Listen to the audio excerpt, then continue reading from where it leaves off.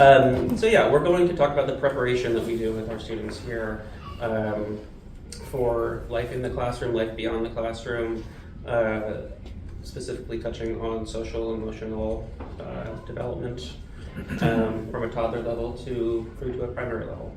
I'd like to think that you've already taken the first step by joining us here at Greentown Montessori School.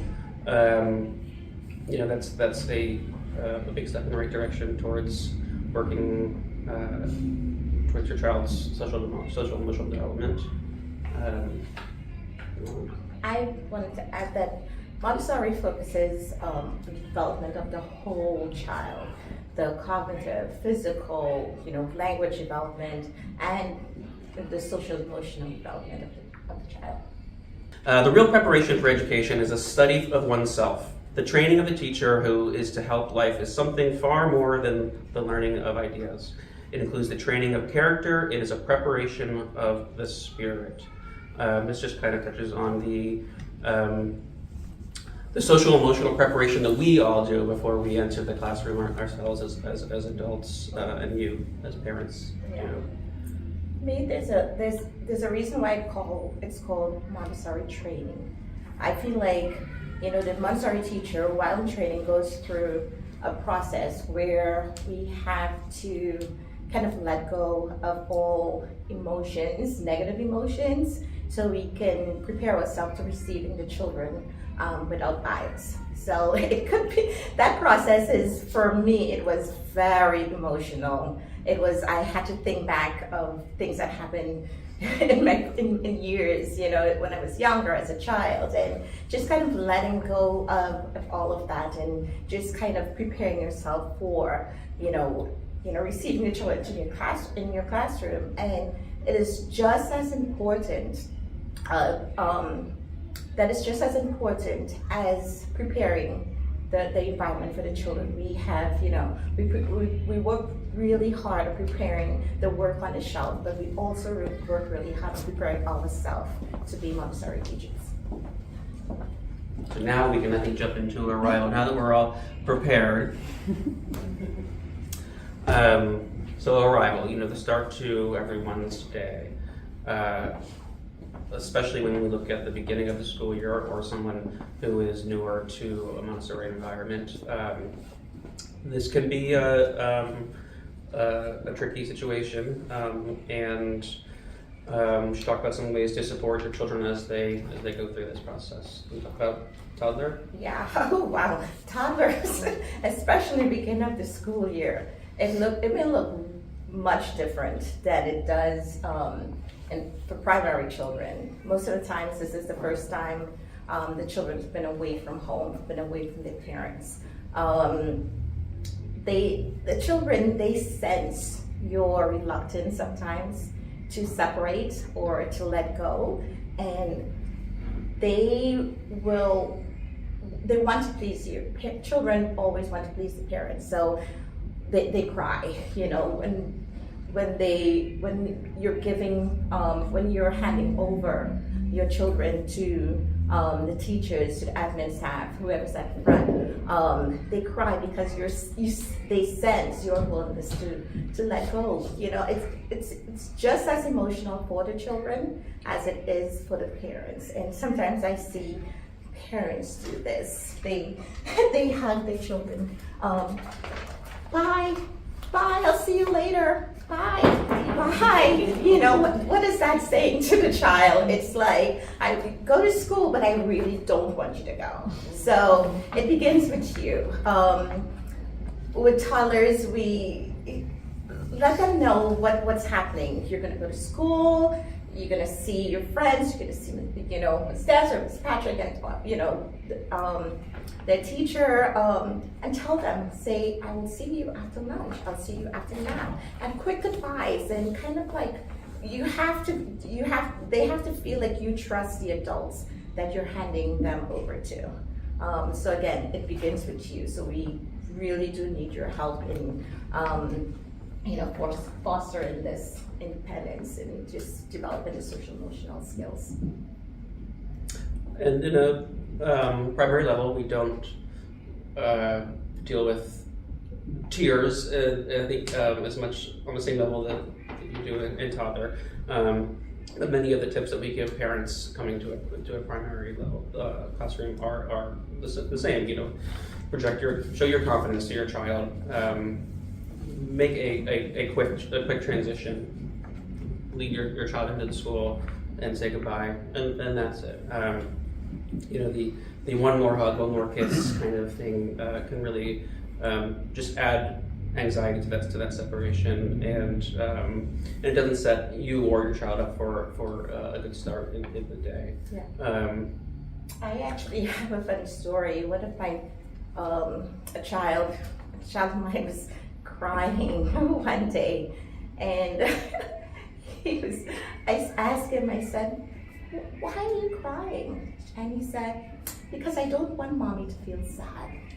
And for me, that told me a lot, So then, then we have to, educate the parents on, kind of go back and revisit the arrival process, what you should do, because that told volumes. That the child, and he was able to articulate that, which, totally surprised me. And the fact that he did that, I'm like, I knew it, And one of the things that I've told parents for years in the toddler level and in the primary level is that once your child is in the classroom and once they are working, that separation anxiety goes away. That is the that is what calms children. It is doing the work that they that is important to them, that is meaningful to them. So some of the ways that I might go about facilitating that transition into the classroom is just having my own work and just sitting somewhere near the door. This might be kind of more towards the beginning of the year, but I myself am engaged with work and inviting to someone who might come in with some difficulty. It's really magical how if someone comes in and sits alongside me and while I'm doing my work, and then I'm offering a turn for them to start using my work, and I can just kind of step away. The whole situation can just be massaged away, and that child can be on their way to a productive day.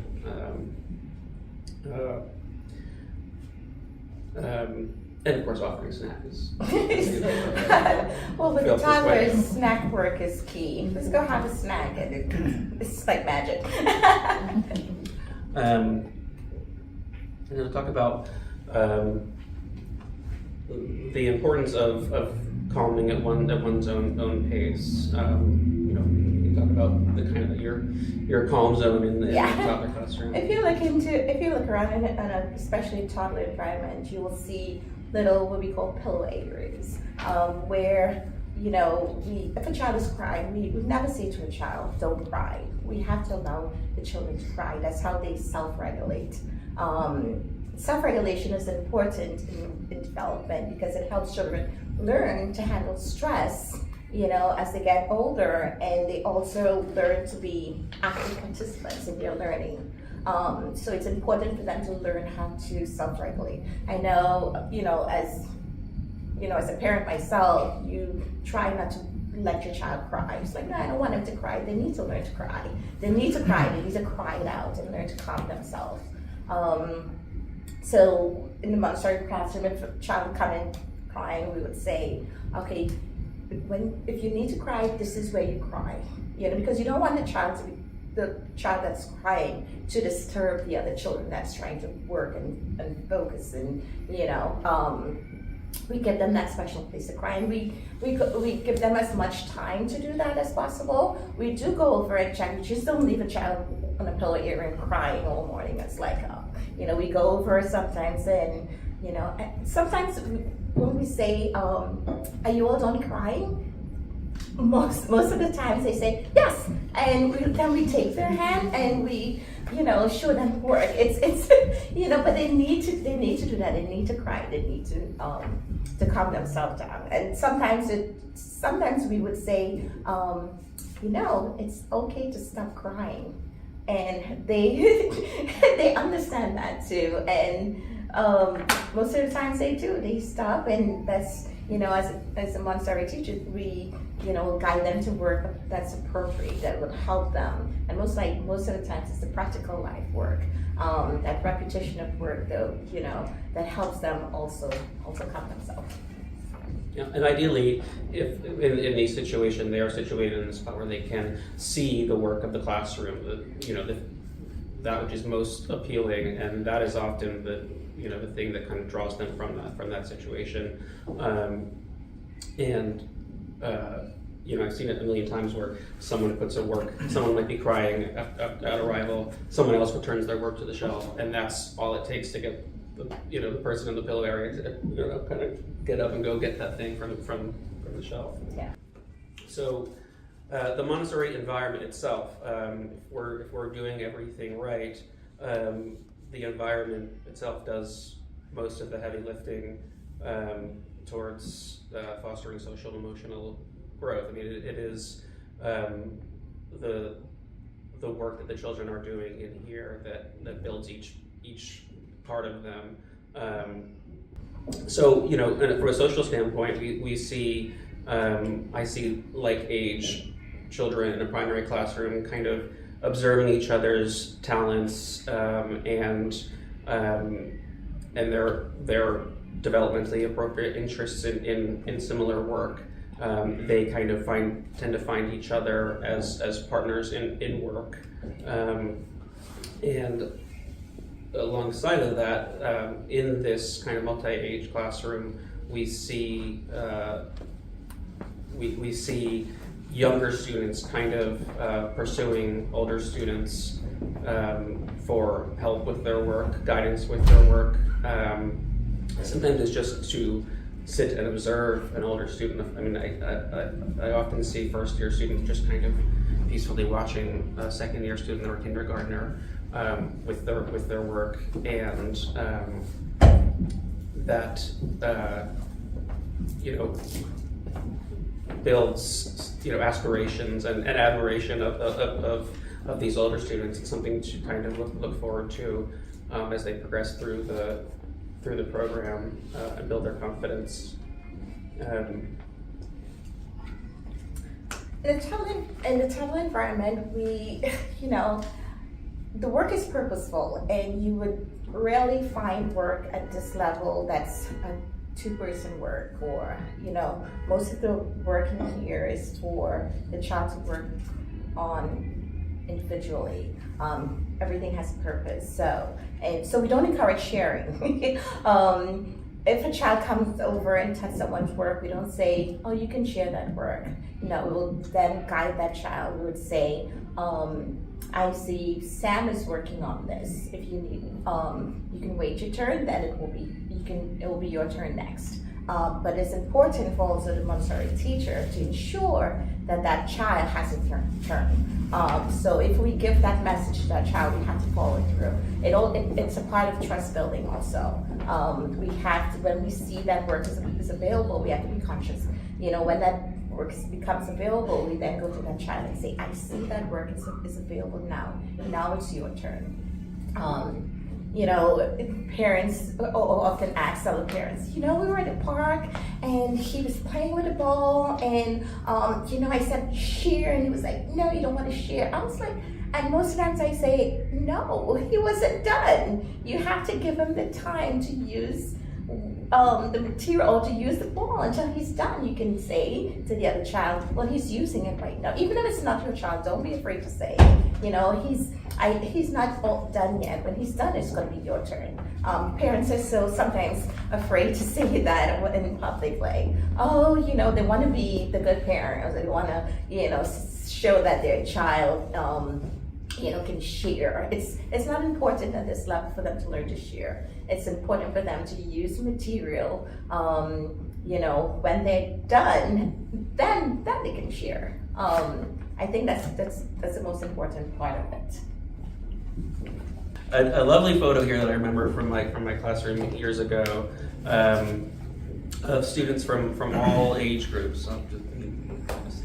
But in this photo, there's one student working with bagged materials, some more advanced work. And in the photo, we have first year and second year students carefully observing the work. In this picture, I see a very active worker, someone who's very engaged with the materials. I also see someone who I know to be very drawn towards knocking things over and big noises and calamity. And I see that person observing the work that's being done without doing that to this large tower that's near him. I see someone else in this photo who is ready to do this work. He's patiently waiting for his turn to do it after the person who's using it is finished. And I see a very young student who has this work to build up to over 3-year curriculum, a 3-year program. I just love this one little photo. It's one little shot from the day. We also have to remember that children learn through observation. So even if it's watching another friend, as long as they're not interrupting that friend, not touching their work, we sometimes allow that. If the child is watching respectfully, sometimes you may see a child standing with their hands behind their back watching, that ensures that they're not touching the other friend's work. But we also ask the child, is it okay if Noah watch your work? If that child says yes, then it's okay for that child to watch. But if that child says no, we also have to respect his choice and say, you know what? No, says no. Let's walk away and find something else to work on. So we'll talk a little bit about conflict and managing conflict in a Montessori environment. I guess first, what does conflict look like in a Montessori environment? I think it's different at different age groups. We talk about toddler. Okay, well, toddler is more about he touched my work. He took a piece of my work or something like that. It's more about the work, and it's the language. They don't have the language to say, sometimes at this level that. To express their needs, to express their emotions. So they will use their hands. A teacher would go over, they will push, or in some instances you might see a child like another friend. That's most likely because the child doesn't have the words, the language to express himself. So a teacher would intervene by saying hands to your own body, and giving that child a language to use. So you can say, this is my work, and then the other child would say to that child, you tell him this is my work, and then we say to that child, did you hear what he said? He said, this is my work. Now you walk away, let's go find work. I guess that's how we handle it in the toddler environment. We don't see a lot of friendship building, and we typically see children working together because they developmentally they're at the same stage, so they work. It's that kind of parallel play that they do in the classroom. It's not like they're sharing materials or coming together to construct something. It's that kind of parallel play. So we don't really see them fighting about friends or stuff like that. It's mostly about their own space and their own work, their own materials. Well, in a primary program, I do see, friends kind of, developing some bad feelings toward each other sometimes over maybe a disagreement of how work should progress. And sometimes it is necessary to just take a little break, to take 5 minutes and have a palate cleanser, do another work for a moment. And if two friends maybe are not aligning in their vision of how their work should progress, that kind of palate cleanser can be really the magic thing that kind of gets them to remember how much they enjoy each other's company and how much they would like to try again to resume the initial work. Conflict other times, it can look a million different ways. I mean, it's not always the best friends who are in disagreement. Sometimes someone just has that person that they don't get along with. That person bumped me in line in September and I remember it in January, and that's just not my friend. That's a bad guy. And I, in my Montessori journey, one of the lessons that I learned early and reminded of a lot is that it's very important to go against my own instincts sometimes. I think about in the toddler program when a cup with 200 beads falls off the table, and you just want to be like, ugh. Okay, all right, I'll get it. I'll just, and working against that instinct, or a glass breaks, and to not, make a scene yourself and make someone feel shame or guilt over, something as mild as a dropped glass. So in terms of conflict, sometimes I like to lean into that guy who pushed me in September, and or that guy who I just don't get along with. And again, it's the work that is the thing that greases the wheels. I mean, if I can,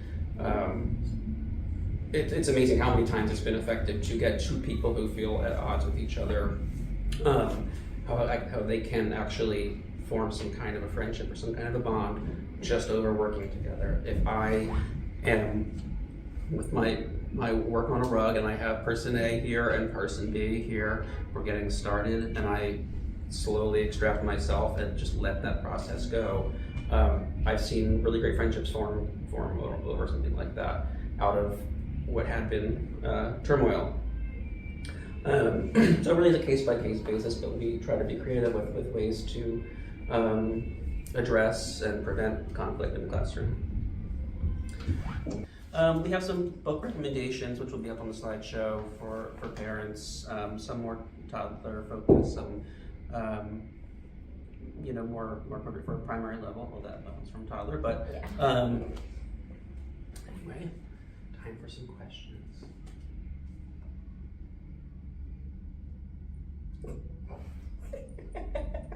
Questions.